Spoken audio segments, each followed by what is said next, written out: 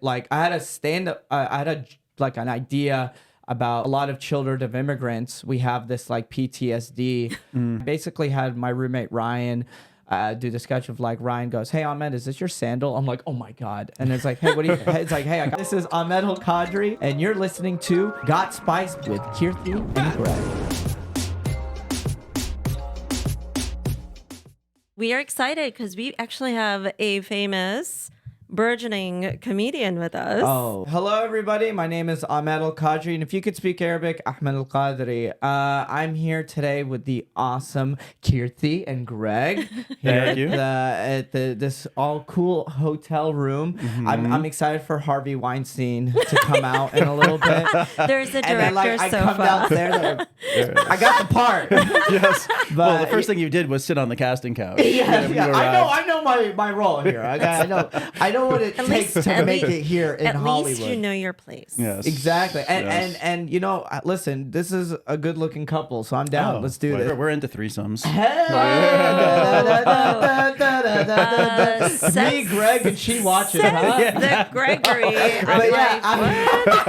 But anyways, so I do stand-up comedy. I've been doing comedy since professionally for the past 2 years, but I've been doing like stand-up since I was like 21 years old. I started doing improv and sketch comedy at Dallas Comedy House. I was going to actually ask you, you seem to have a cute little twang thing going on in your... Texas? Yeah, Yeah, so are yeah. you a Texas boy? Yeah, I think, and I said y'all and all. Yeah. People Well, catch me a lot in California. for doing that. I do write y'all a lot in my texting, but so I couldn't judge from the y'all. Yeah. But I heard a little bit of like a fun Some twang twang, there. yeah. Twang? Some tang. Tang the orange juice.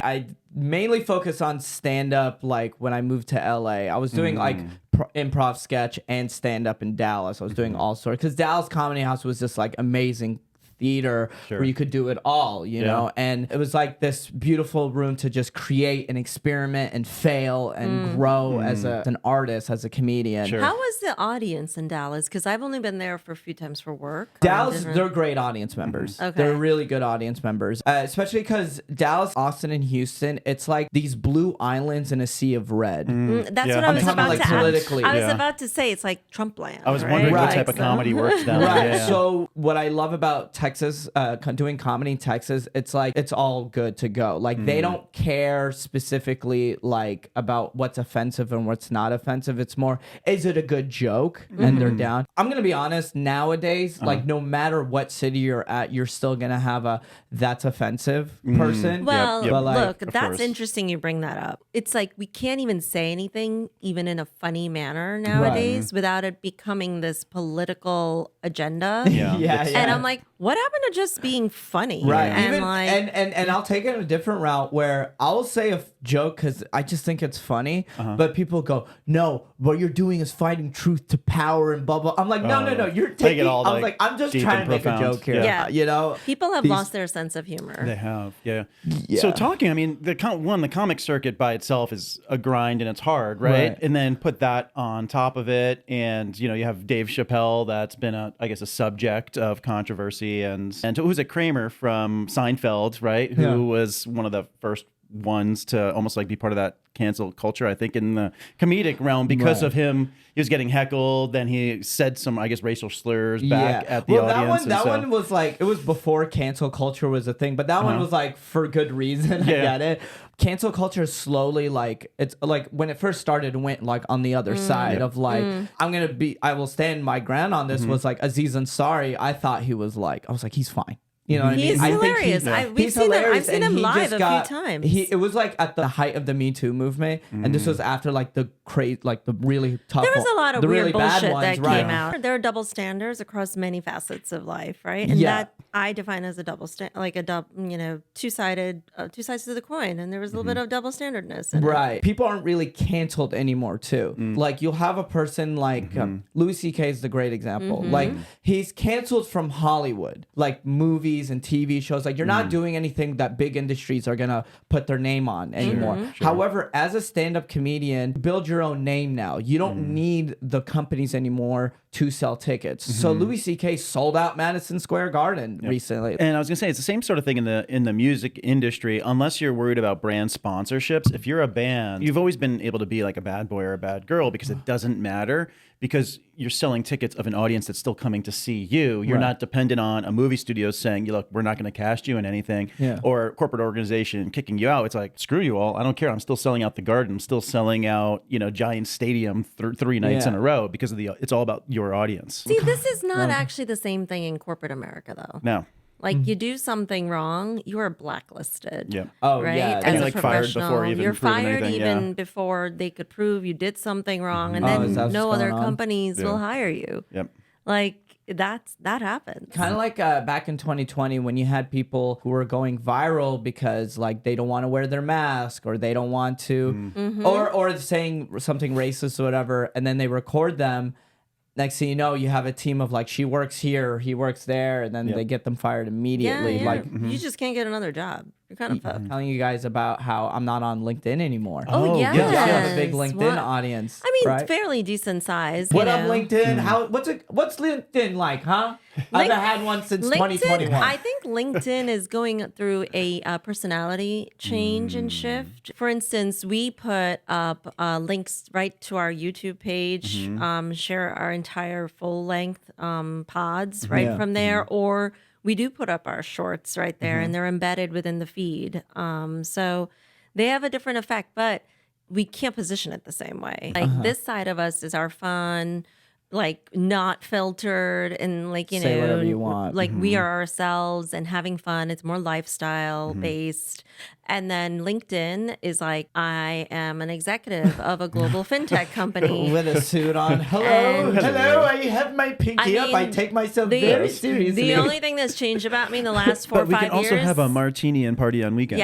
Yes. But I mean, I've worn leather pants for a long time to work. Yes, you have. So Yes, you look great in leather pants. I just do my leathers or dark jeans. LinkedIn is weird. It's a weird little space. Okay. 'Cause LinkedIn was just like, I'm very serious. I'm Yes. a corporate man. And then I'm sure there's a bunch of dumb, like, motivational. If you're not waking up at 6 a.m., Yep. you're a fucking loser. Yes. Like, all right, good. I want If to you make don't- myself feel If bad you don't right have now. a positive affirmation message to share this morning, then get off. Of Right, Yes. right. Or I remember like seeing on LinkedIn people who quote themselves. I'm like, get the fuck over yourself, dude. And I they put think like that's 4 all or people 5 should. of those out a day, just quoting myself. I'm full of quotes. You're not.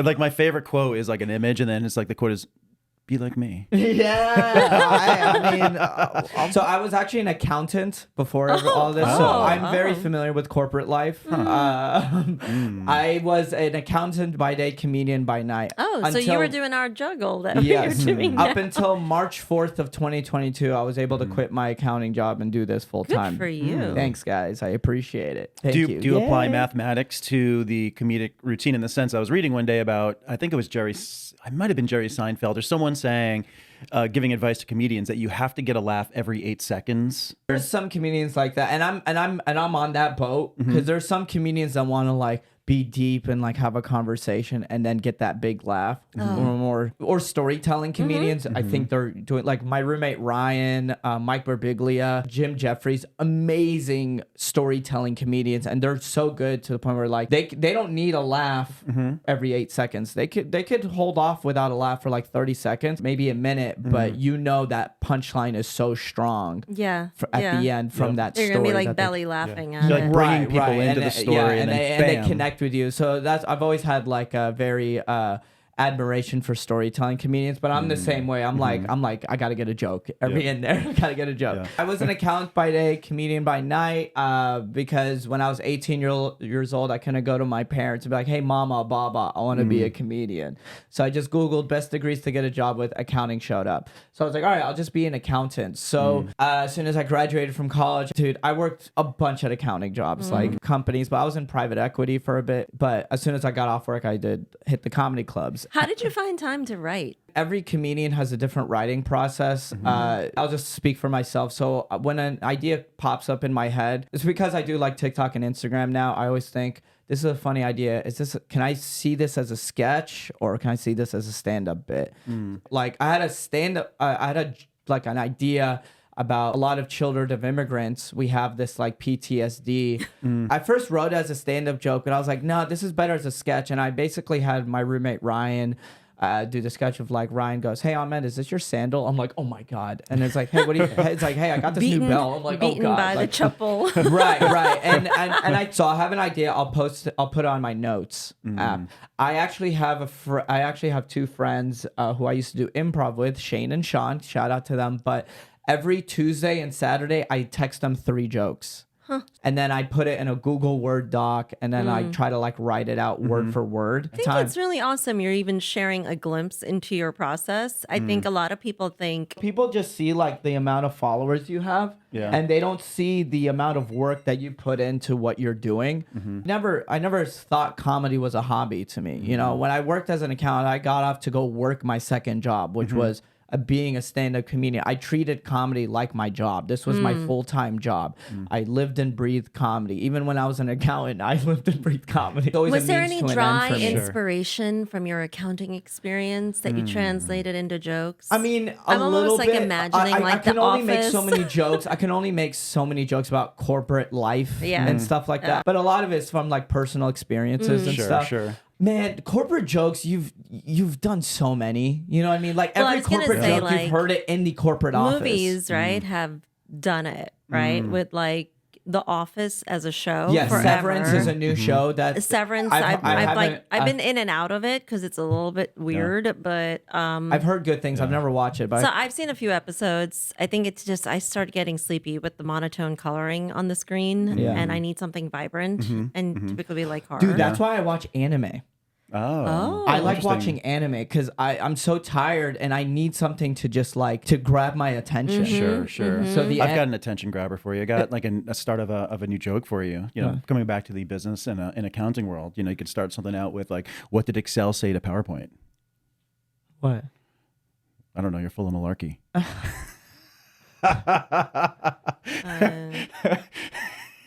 I don't think comedy is his thing. So again, I was an accountant by day, and when I moved to Los Angeles, I was working for like just different companies, from accounts payable to a staff account to whatever. My last job before I quit, I was working. I got it in October 2020. So I was an accountant for this fertility company. I was a staff accountant for them, and they knew I was a comedian, and they were always like supportive about it. Like in the beginning, when I had Zoom shows, they showed up. That's cool. They were just so sweet. I would be like, hey, I'm going to New York doing some shows. So like I remember Greg, the CFO, he was just like, oh, well, that's the cool thing about, you know, working from home. You don't have to be in California. You can just, you know, do your shows. I was in Boston doing, it wasn't even a show. It was my friend, it was an Indian wedding, right? And there were Gujus. Of course. The So, Gujus. and So was it as in was it Gujarati? 1,000 Gujaratis, yeah. Yeah, was it 1,000-person wedding then? It was a lot of people. Right? Yeah, it was a They have big wedding. It was huge my friend weddings. Sonny. Like 3 events a day. Yeah, and Sonny, who was a guy who I used to work with for like when I was I was a temp, accounts payable temp, and I met him, and he would like we became best friends. So I go to the wedding. I bring my best friend Ryan with my roommate Ryan to the wedding, and it was a fun wedding. Right? We ended up posting some content that went viral for the wedding, and then I end up doing like 5-minute set, like a speech. Right? I did some jokes up top. Like I have this joke where I go like, hey guys, I know a lot of the people, the Gujus here were looking at me confused because I was asking these dumb questions like, what's a barat? Or why are we starting 3 hours late? Like,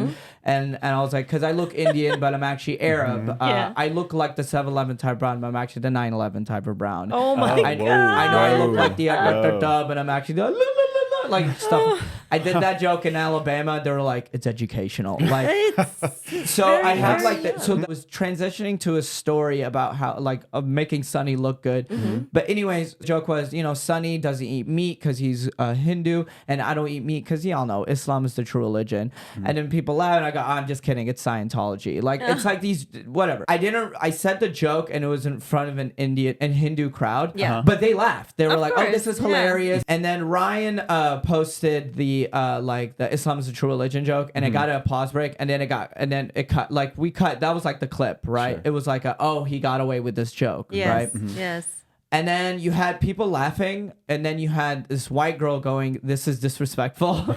She like took the video, and then like she just said like Islam is a true religion, and she cut out the laughs, she cut out the claps and everything. Yeah. She cut out the contact. And she said that this guy is promoting Hindu violence. What? This Muslim is because in India, she did a Hindus and Muslims, stitch? they like fight. Yeah. Yeah, You know what I mean? yeah. I have a question for you. Do you allow stitching anymore for your I posts? still do. I still do. Okay. But no. But this was just like this, like people taking it further of like, Oh, my this is Lord. what I'm promoting and stuff. All of a sudden it goes, Ahmed Al-kadri works at PFC management. So this is why if you go to any comedy shows, we literally take your phone and put it in a bag. was It's like you take a... They've done that when we go to comedy Right, shows. right. Yeah. You go to a comedy They show. actually take your phone and put it in a bag and they put it in a locker. Because it's This like... is even at Madison Square Garden. Garden. Where Right. we're And like, even- are we going to get it back? It's Yeah, huge. like even journalists will go to a comedy show and they go, okay, Bill Burr said this, and they would just write it down or like write it down. It's not even the joke anymore. It's just, here's this comedian that I could use to push my narrative and Yeah. make him look like It's an all, evil Yeah. person. It's all selfish agendas. It's It's selfish, just yeah, this it's selfish definitely agenda selfish that agenda. this girl... Also, how it could Yeah. personally damage you, right? Like they also said where you worked, right? Right. Which is so, scary. So they looked up, obviously, when you search, you find my LinkedIn and it shows that like, oh, he works there. They literally just, they found a Google review and they put 1 star. They go, I had terrible experience with Ahmed Al-kadri. Bad. bad, And then bad. and then I get an email from the CFO and he goes, "Hey, can you tell us what's going on? Like, you're an accountant. You don't work with any of these surrogates or anything. Like, what's going on?" So I call Greg and I was like, there is a video of me that got misconstrued. Like, I just told him Explain what I what just told you happened. guys Sure, now. yeah. His response was, "Oh, well, this is one of those things you have to deal with as a comedian. I'm sorry you have to deal with that." Like, all the hate they were giving me, I didn't care because I was Yeah. like, this is fine. Time will heal. Like, Sure. I will get over this. Right. Yep. But when they started attacking my workplace, that's when wrong. I got fucking annoyed. Yeah. Because I was Sure. like, you don't know my life. I'm a comedian. I get hate comments every day, right? Oh. And it's not like I'm getting better at negative comments because like when I hear a negative What does that do to your morale, though, over time? so in the beginning, you will see like all these laughing, like this is hilarious, you're awesome, blah blah blah, and then you would see one negative comment, Yeah.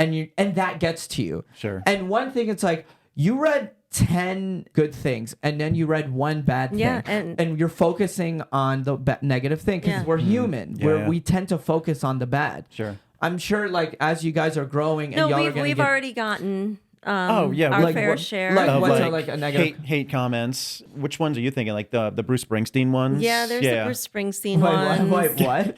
What about Bruce Springsteen? What did he do? He's a national treasure. I know Well, that's why. that's why we got a we were little. talking we were talking about our experiences seeing Bruce Springsteen live, and they weren't favorable. In fact, I had written We were an critical. article, written a review of it called Bruce Spring Stink Stank Stunk. And said why, but people were so disturbed by our comments when in reality all we were doing is giving a review of a particular show. The funny thing is, though, they were quick to judge and say, "Who the hell do you people think you are?" Like, say they wrote all this shit, and but then there's more people who actually concurred with us. Yeah, there were. Right. And to your point, the positive outweighed the Yeah. the couple of negative, but the couple of negative were like just like so obnoxious, you know? And Yeah. it's like, So that's my one advice is don't fixate on it because it's not not worth fair. It's not fair to the people that love and support you Yeah. to focus on that. So that's one. Another thing is, what do you think about yourself? right. It's all It's all just on confidence, you. right? You have And to be it's all confident in your confidence. craft. It's all confidence. Like I'm very confident on stage now because I put in the fucking work. So this actually happened in Istanbul. Like the first show sold out, second show went really great. Second, third show I didn't sell out, but it was like half. It was like the room was like half full. And I was doing some jokes, and then I did one joke, and like I did a joke about like Yemen, Egypt, and Afghan, like I do. Someone said do Syria, and I did a joke about Syrians, and she was like, the Syrians in the back were laughing, and she goes, not funny, right? And then I was just like, oh, not funny? Well, the Syrians in the back are laughing and they were applauding. Her and her friend were American too. In my head, I was like, this is such an American thing. Like, being like, not funny, blah, blah, blah. Also, by the way, it's dangerous to heckle a comedian because then you become the object of the I made her joke. look stupid because if you're going to heckle, remember, you're going to look dumb. I've been doing this for years. Now you're making this show about you. Yes. It's not. That's a good point. And that's when you hear a joke that a stand-up comedian says, it's not about you. They're just trying to make you laugh. Like a bad joke and a good joke comes from the same part of the brain. Yep. We're very simple in the things that make us laugh. Like Greg went on and on yesterday about cheese porn with one of our guests. Oh, yes. And we love cheese. What's cheese? Cheese porn. Oh, it's when Greg starts regular porn. Greg starts talking about cheese. Yeah. I love cheese. It's kind of like food porn. Yeah, we were talking about like a porn. nice cheese porn. Yeah, nice cheese plate and how to eat it and how to make it truly delectable and how to sip it with wine properly and like everyone's mouth. Like the women were like speaking of cheese porn. Sorry, now that we're here, I love getting popcorn at movie theaters and dip it in nacho cheese. Oh, that would be good. So the next time you're at a movie theater, go ask for popcorn, obviously, and then say, "Can I get a cup of nacho cheese?" We don't actually go to the movie theaters anymore. Mm-hmm. Yeah, it's very rare that we're there. We have an obnoxious sized TV in our living room, even in a Manhattan surround apartment. sound, so it's nice. And we're really big on let's make our own cocktails and put out our own snacks. Really? I'll be headlining display. in New York in July. I'll be headlining in the Sultan Room in New York either July 2nd or July 9th. Date to be determined. But I'm for sure going to be in Philly July 6th. Okay. Amazing. So I'll let you guys know. Bring out your friends. I need to sell that show out. We'd love to come out. All our friends love comedy shows too. So actually talking about that, are you constantly on tour? Yeah, lately hitting certain cities that I know I have a big audience in. There are some other cities that I'm co-headlining. For example, like Charlotte and Atlanta in April, I'll be co-headlining with Sammy Obeid. Okay. Oh, as well as Philly. Oh, wow. The thing is, I want to do like Des Moines, Louisville, Kentucky, like those type of cities. After Chicago, I'm doing Des Moines. Okay. Des Moines, Teehee's Comedy Club. They haven't dropped the link yet, but it'll be May 7th. May 7th. Everything's in the future. Anything coming up like right away? Yeah. Let me pull out my What about list. like performing in like Also, South Dakota? I mainly fly Delta Sky Mile. When you were saying I don't have a tour bus, but if it's the only time I drive, if it's San Francisco or San Diego, I haven't locked any dates in Arizona. But if I were to do Arizona, I would drive. We're avid Delta flyers and fans as well. But I remember one time years ago, there was a pilot who I think just wanted to be a comedian. And sometimes there are pilots that are vocal. They'll get up. This one guy I remember was like, he was giving everyone the weather. He was trying to be like the Al Roker weatherman in front of the whole plane. And this other guy was a pilot and he's like starts telling jokes. He's trying to like doing a quick little stand-up routine before we were flying. So He was like testing the audience. I always do Delta, but if it's a certain gig that they like corporate gig or private gig, they wanted to book the flight for me. So annoying. Right. So I had to book with Southwest. Be careful. So next week I'll be flying. So I'm going to Houston, Texas. I was gonna do a show this weekend for South by Southwest, but just too much. But next week I'm going to Houston because there was this podcast. They want me to be their guest, so they like paid for my flight and hotel room. Nice. So Nice. I'm doing like a small little like show there to sell some merch and stuff like that. So I'm doing Houston, Texas. That same weekend, I'm flying on Sunday. I'm going to San Francisco. Me and my roommate, we have a show called Ryan, Ahmed, and You. And then March 24th, I'm doing Santa Barbara. March 30th through April 2nd, I will be in Minneapolis. April 14th, 15th, I'm in Alameda. April 25th, Atlanta. 26th, Charlotte. Wow. May 5th and 6th, I'm in Chicago. So between April 26th and May 5th, from Charlotte to Chicago, I might just rent a car in Charlotte and just drive up to Chicago, coast, but try to stop at these like Louisville and Nashville, Tennessee, try to do That's shows a lot over going there. on, dude. You've been juggling a lot the last, let's just say decade, while you've been building this career for yourself. What's your love life like? I'll be honest. Just aside from comedy, like I've never really, or maybe comedy has been a big part of my life, so maybe that's a reason why I've never really been in relationships. I know some women out there find it as a red flag, but it's more like I've been in relationships, but I always, in the end, I chose comedy. You know what I mean? Okay. Like I was in Dallas, like I was I was dating this girl, but like really hit it off and stuff. But it's like she wants to get married and have kids and all this stuff. I want to move to LA. It's like, so that in and itself is like a problem. So Well, it sounds like you didn't meet the right person yet. I guess I Sounds think like that's a baggage good. to I me. think that's the short answer. It's more like I just haven't met. we're on our second act. I finally Yeah. met the right person that allows me Right. to be professional, but then do fun stuff with him or hang out when I want to. Yeah. or I have be- a high tolerance. Yeah, Yeah. it's embarrassing. He really tolerates a lot from me. You Yes. know, I'm very high maintenance. I but think he it's the like Italian in you, but but like for example, like honestly, it's very inspiring. Like now, I want to get married so I could find the actual love of my life soon.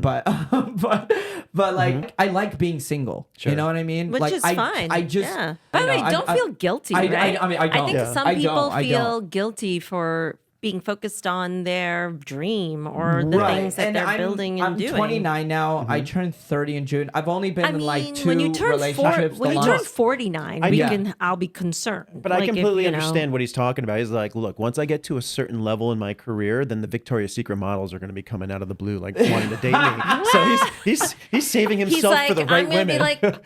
He's gonna be like the weekend, you But know. it's also He's Exactly. like, like gonna, I like, can be barely riding up. afford. Like I'm not like. Fortunately, I'm at the level where I don't have to be an accountant anymore, right? Yeah. That's but then nice. again, it's only been a year since I quit my job to do this full time. So, and I'm not like a big enough name to where I'm selling out across the country, Sure. which hopefully, and I know I will get there. You know, We are rooting for you. Yeah. friend. Thank you. We're That means a rooting for lot. You know, I have friends who are successful comedians who can afford bringing their girlfriend on the road with them. And that's if their girlfriend, you know, works from home and she has her Yeah. schedule is flexible with a comedian's Correct. life. It's hard, like, you know, just being a comedian, it's hard to be in Well, relationships and stuff. it's sort of like why you gave up your music career like Yeah. 20 years ago. Yeah, sort of pretty much. I mean, professionally. Yeah, as you get older and you get married and you Right. have kids and you have different forms of responsibility, you can't just kind of go out on the road or. So I basically had to kind of put that off on the side. I still worked on it as a passion. Kirti and I have a band together. We mostly play like charity based shows, and so I still have that as my creative outlet. Still Right. perform, you know, play drums, guitar. Like those there's some comedians now where they're very successful doing the road and stuff, and they're trying to have that balance of being with their kid. But it was like Chris Stefano and Bert Kreischer, and they were talking about how like they're watching their daughter being grown from a screen, you know, so they like cancel shows because they want to be more. But it's good because for them, because they're at this financial level where they can cancel do these that, shows. yeah. You know, I'm a big fan of Chris Stefano. He's a very funny comedian, and he was talking about how like he sold out Radio City Hall, and then his agent was like, "Oh, we sold out. We could add." He was just like, no, I don't want to add all these shows and stuff. Like, I want to just be with my family. I want to, like, you know, Yeah. make it an event. It's like me with my family, do the show, and then I could go be with Right. my family again. And- you Well, know? there's That's- this element of work-life balance. Yeah. And when do you have it? And then also coming back to work-life balance, but coming back to the musician piece. So say you're a hired gun musician and you're touring with an artist, and the way it'll work, you might be on tour for, say, you know, we'll just say it's like a 7-day period. Maybe you only have 3 gigs across that 7-day period. You're typically only paid for those 3 days. Those other 4 days are considered off days that you don't have to get. That they don't have But to you're pay you. on the road. But you're on the road Yeah. and away from your family. Like, I love doing the road. Like, I'm looking at all these cities that Yeah. I'm about to hit, and Quite it's the cool. itinerary. Right. But as a person that just got off an 11-hour flight, all I can think about is getting an Uber to the airport Yeah. and then like flying to Houston and then And getting Ubering into it your hotel. again. You're like you're not home. So you're thrown off your schedule. Yep. You're like usually like when you're back home, you're like I work out here. Yeah. I you know, I Yeah. eat this food. I do this, but like you're away from your space. I hate travel food. Yeah, travel Yeah. food. It's not the. Yeah. It's not different healthy. than like I'm going on vacation and I'm eating food somewhere Yeah. purposefully, but work travel food is disgusting to Right. me. Some people say, "Oh, you're hitting all these cities." It can be a vacation, but it's not. To But me, it's it's not. not. And also fitting in time to work out. It's like you don't have this when you're at home. You have this almost set routine. You can eat you healthy. have your routine. You can, That's the word I was going Yes. for. Yeah. You could work out, but when you're constantly on the road, even this trip, we were talking like, oh, let's try to. We brought our workout we brought our gear. workout gear, but we were getting up between like 5 and 5:30 haven't to even set up worked out for our yet. AM No, pods. because we were going to bed at midnight and waking up at 5 a.m. Yeah. each day. And so it was just like, and then the afternoon between the two major pod shoots, we both had regular day work to do. Yeah, in meetings And New York time zone. Yep. So we were like trying to Oh do that. yeah, your day jobs. That's yeah, right. exactly the day gigs. That's right. So yeah, So We were day jobbing it between 12 p.m. and 4 p.m. yeah. That's the life we choose that's to the live. life we choose Yes. to live. You know what I mean? Yeah, Well, yeah. my personal ambition is I do love my day job. And personally, And you're my really good at it too. thank you. But my real ambition is that Greg just tells me when to show up on a pod. And I show up and I get to meet amazing people like you with him. So as you're saying, for you, it's probably harder, to find someone because of the reason that you're on the road or you're trying to pursue a busy. comedic career, Right. busy, and then this past girlfriend didn't want to move. You had aspirations to move to LA. She didn't want to do it. What I think makes Kirti and I different is we're both originally from the entertainment world. So we have that, her as an actress and model, me as a musician. We went into the corporate world. But then when we met, our company started doing business together. So we had a chance to do business together, be creative. Then we became friends. Then we became best friends. And we were in a band together. And then now we're together. We're engaged. And we're trying to, thank you. And we'll be getting married in the future. Yay! Which is awesome. Our career paths have been like the same trajectory. And what we're doing has actually been able to help each other. So it's not, hey, I'm going on the road. What are you doing? It's no, we're actually doing this together I because love it's our that, own yeah. process. And this is our ability to have a creative outlet. So Yeah. That's it's beautiful. not two dissimilar paths. It's the same path of people empowering each other to build And equity that's why, in what and we're, that's in why what I we're said doing. you just haven't met the right Right. Yeah. I haven't found the Kirti to my Greg. You know That's what I mean? right. Like my friend Mike Falzone, like he started a podcast with his wife, and then he and I and my friend Monty, we did shows in Seattle together. There were people who were fans from him from the podcast, but they were all like, "Where's Zoya? Where's Zoya?" And like because they loved his wife so much. I'm sure like that podcast brought them obviously closer together and all that stuff. But I think the only thing for me and Greg, like when we created this podcast, it was truly just on the honest premise of share stories, share other people's stories, do it through initially audio only, but as you know, the whole video podcast thing You gotta is do really video, taken yeah. off the last 2 years. So are you guys clipping up y'all's episodes too? well, that's the other thing I was going to say. do. So then we create shorts from Yeah. every single episode. The thing that I think was sort of like a curveball annoyance for me, I'll call it, is the need to be on like all the other social platforms. Yeah. And I personally have been very private on those social platforms the last 10 years, Yeah, 15 but years. but that's the game That now. changes. And it's like, oh my God, I have like, that's where like we can't wait when we can get help Yeah. with some of that stuff 'Cause because we're doing it together at like midnight. Yeah. So for you, I'm assuming you probably have, say, one Instagram handle, right? And then for us, what makes it challenging is that we have three. We have my personal, her personal. We have Got Spice. I have my personal and my Monday Fun Day. Like for example, Ahmed Loves Bread. I have breadcrumbs and breadheads. And those are my fan base. And if you buy merch, you're a purebred. Because in the end, we're all breadwinners. But That's so cute. but I have but as I my name started building and my fan base started growing, I always get DMs. I want to help. I'm So a fan of like you. almost like a groupie. Yeah, sure. Greg is aware of this, and this is happening to me, right, across a few of our social channels. And I don't want to be mean to anyone. I'm getting weird DMs, like from like the same dudes, like across the different things, and I'm like, I clearly am in love with this guy. Why are you DMing me? Like, no. Yeah. It's, I mean, that's just the internet for you. Now, like, I have one helping me with emails, and I have one helping me with social media with my podcast. And Anne and Andy, I hope they're watching, but like, I fucking love you guys. Like, and I'm forever indebted to them. The friend was telling us we have to check out his new special that just launched this past week, Chris Rock. And Oh, so Violence yeah. Talking, apparently I he saw it. addresses the smack and everything. everything like that. So what are your thoughts on what happened to him at the Oscars? The special is really good. I liked his special. Some people didn't like as much, but Chris Rock is an OG comedian. Yes. So like he's just old. Yeah. Remember, he's an older comic, so of course he's gonna have an OJ joke. But Yeah. Of course, yeah. So, but he has like certain jokes where I'm like, fuck, this is so good. Like he talked about like he has this joke for, I don't want to spoil it, but he was talking about men and how we just do everything for pussy. And then he just talks but he was like, that's our motivation of life. And I was just like, but everything he said, like through the punchlines and the joke, I was like, fuck, he's so right. Like right as on a point. man. But then the last like 10 minutes of the special, he talks about the smack.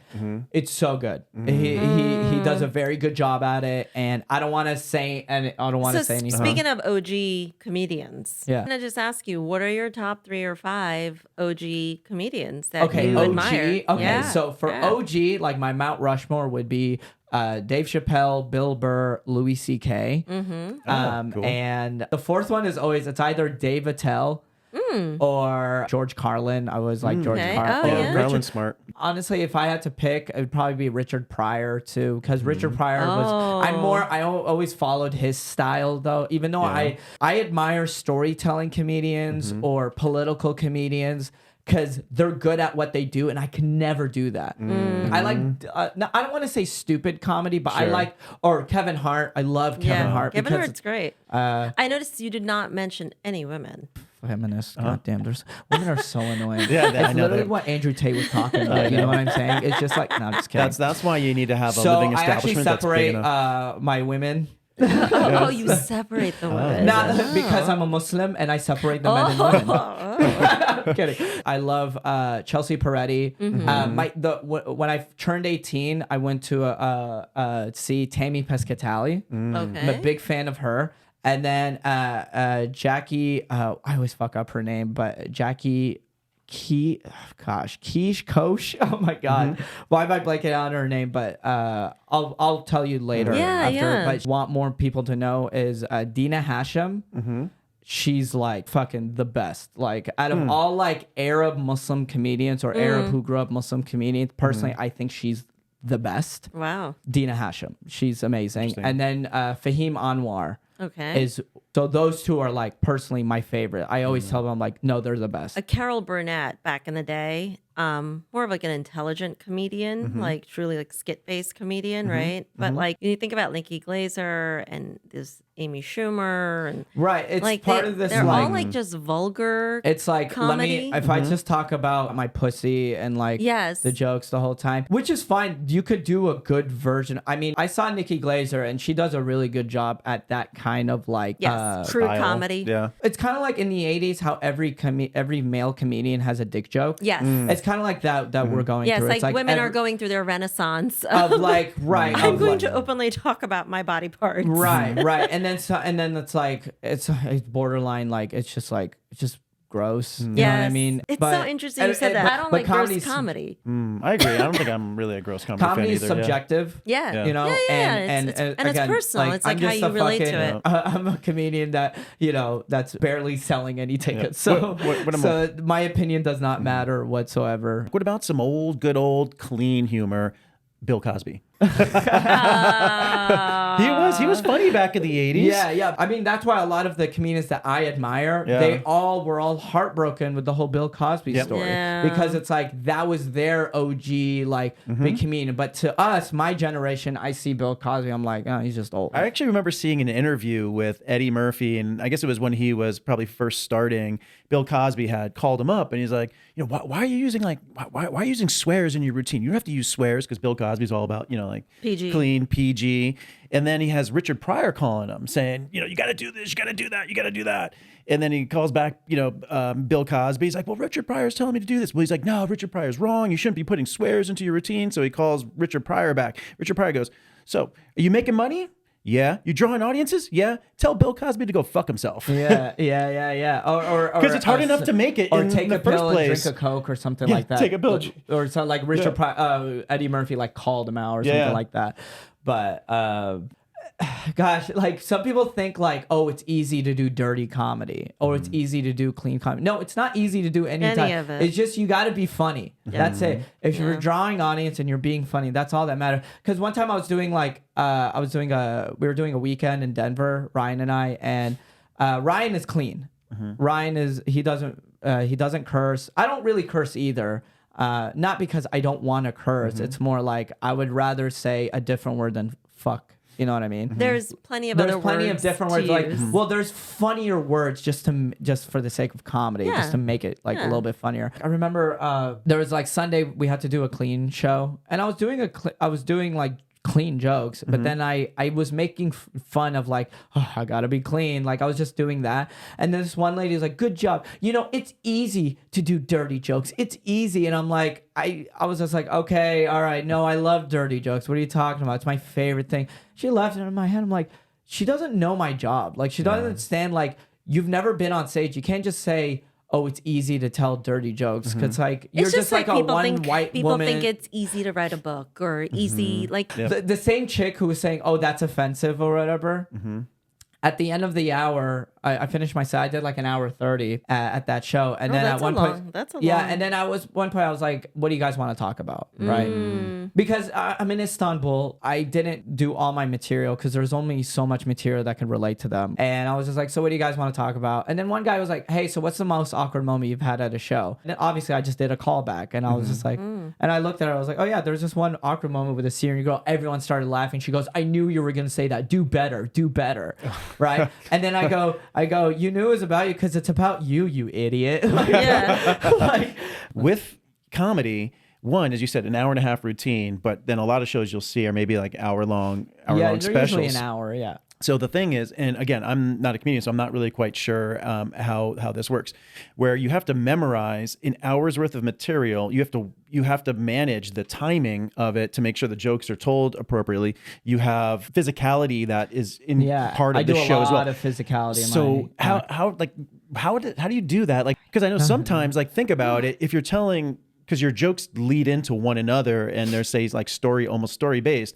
What happens if all of a sudden you forget a part and now you're out of order and you get like tripped up? Is there a confidence monitor that like has like your jokes written on them, or is it purely all memorized? And like, how do you prepare and how do you do a show? What goes into it? A lot. Every comedian's different. I like have like, you know, every hour I have it word for word written. Sometimes I'm filtering myself while I'm like, because you have to read the room. You have to read. Right. You do the same thing in music. So you read the audience. So if I'm doing like I was doing that a lot in Istanbul, where I'm like, I have a bit and I'm like doing like, it's like a joke within the jokes, within the whole bit or whatever. And before I even say it, I was like, oh, they're probably not gonna get it, and I'll like say the punchline, and they didn't get it, so I just ended up like skipping the next part. Like you improvise, right? You're improvising, you're doing crowd, or you're riffing. Obviously, if you're confident on stage, and like that's, you learn as you like get better in comedy, which I'm a student at this game. I'm still learning. I'm still getting better at this. I just think there's certain type of people,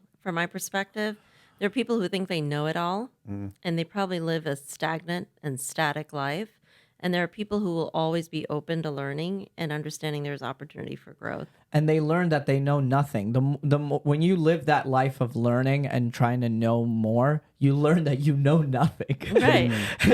and it allows you to grow. Right. And discover things and be better at what you do. Dude, the first year of stand-up, I was like, this is so much fun. This is like the best. My third year of stand-up, I was like, oh my God, I'm like getting good at this. I think I'm good at this. My fourth year, I was like, I don't think I've ever written a single good joke in my life. Like, I don't think I know anything. Like, even I'm like a little over 6 years in, and I'm still like I'm confident when I get on stage, but I'm still so nervous before I get on stage, or I'm still like, that means you're still excited about what you do. Correct. Thank you. And I still want to do a good job, and I still want to know like all right, like even booking all these shows, or like emailing them and telling them like, yes, I am good enough, like I can sell tickets, but it's also like, okay, selling tickets is one, but the people that come to my show, it's like the pressure is on. It's like, no, I need to deliver. I need to make sure they're having a good time and they make their money's, and I made their money's worth. Yeah. This is a marathon. I'm just gonna. I plan on doing this for the rest of my life. So who knows? Maybe we'll see you on a Netflix special. Yeah, Who or knows? who knows? Maybe I have to go back to accounting for a couple years and then get back out there. Who knows? That could be your side hustle. Right now, the goal hopefully is like to be at that level of like, okay, I'm a big enough name. I'm selling out everywhere I go. I have an agent, and they're like booking me across the country for these big A clubs, and I'm selling out these A. Like that's like the level that I want to hit, and I have some friends at that level. And I'm like, you know what? If my friends can do it, I can too. So it's just like, it's just going to take some time. My path is different. I'm going to make a generalization here. And the generalization is often you hear of comedics being depressed. Is that a generalization, or is that true? Or a lot of them? Everyone's depressed. You know what I mean? So when people say, oh, comedians are depressed or what, it's like everyone's depressed. There's a depressed lawyer. There's a depressed doctor. Yeah. I don't have depression. I get sad. I have depressive I think periods. it's normal to get sad. Yeah. And it's normal to get sad, right? But so comedians itself with depression, as well as which connects with social media. I think a lot of the comedians are getting depressed or can be depressed because you get on stage and you made a room full of 150 people laugh like hard, and you're like, fuck yes, dude. Like I'm a rock star. You feel good. You're getting that validation. You're getting that big. It's better than heroin. That dopamine hit of making people laugh. But we know it just from performing. Like. It's the same sort of concept. Yeah, when you get off stage, when we go on an stage, energy there's just this feeling you can't. This euphoric feeling that you cannot describe. How many entertainers have you heard, from musicians to comedians to everything, they say I retired, but then they're back on the road? Yep. Because they miss that feeling. You love that feeling. You can't get rid of that feeling. So obviously that does something to the brain, that you want that validation. Well, it's you an need extreme high. Right. Same with social media now. So I Ryan and I were talking about this recently, because we had these series lately that have been going viral, right? And both of us have like a good series, and it's going well. And we were joking around. We're like, we're gonna enjoy this now. We're not gonna let it get to our heads, but we're gonna enjoy this now. Yeah. Because right now we're having fun and it's happy, but we know, because we've been doing this for a while, we know we're gonna have a flop era. Where every video we post, because this is the algorithm, where every video we post is not going to do as well, but that's okay. You know what I mean? Yeah. It's not defining how good you are as a creator. Louis C.K. has the best analogy for it. It's kind of like blackjack. When you're winning in blackjack, you're like, oh, look at me. I'm winning all this money. I'm good at blackjack. I know what blackjack. I know how to play blackjack. Yeah. But you don't know how to play blackjack. Yeah. You don't. You're just, right now, the odds are in your favors. Yeah. So you think you know the algorithm now. I know what it takes. I know what it takes to go viral. I know exactly. I just went viral again, and I did it before too. But then you're posting, who knows? Like, I just got back to LA. Yep. Probably the next few videos I'm gonna start posting again. Yeah. It's probably gonna go shit. I mean, we did not post this much this week because we physically had no time. Right. And I tried to put stories up at least. Oh, so dude, stories is I fucking love Instagram I'm stories. Like, story. I post I post so much on Instagram stories because it's so easy, it's low bar, and it's the best way to connect with your fans. By the way, people look at stories more than post, I'm finding. Like, they just constantly hit on that dot. Yeah. And they Well, it's easy. It's right up top. Yeah, you don't have to scroll. Yeah. I was like, we have to look like we didn't die in California, so that's why it's like, let me post. Yeah. I randomly like put him up walking, and all these like chicks are checking it out. I'm like, whatever, I'm using him. Let's just do it. Oh, my Instagram like DM just blows up at that point. That's funny. Yeah, see, funny. But the thing is, okay, you know how guys were DMing you even though clearly you're in love with Greg? Yeah. Women are more, because he's in a relationship, people are more women are gonna DM him. Because I've been seeing that a lot. I think where women it's are like, a little bit more shy though to reach out. But a lot of women tend to be more attracted to men who already have a partner. That is true. Because we're unattainable. I'm not saying It's about wanting what you can't have. Like, oh, they respect the man more because it's like, oh, he's in a relationship. Yeah. You know what I mean? Yeah. So They must like, be if they were grounded. to break up, they would all, like, I It's know like, he's I'm on standby. because it's like they got that stamp of approval. Yeah, right. Yeah, right. they're all lining like up. when Michael B. Jordan broke up with Lori Harvey, whatever. Yeah. All these women were fucking because it's like not only is this like this super handsome man that has it all, but it's like he's a relationship guy too. Yeah. Oh wow. You know what just came to my head as you just said that? When we talk about this and we're like we're boggling our minds on how he gets like the hot women. Pete Davidson.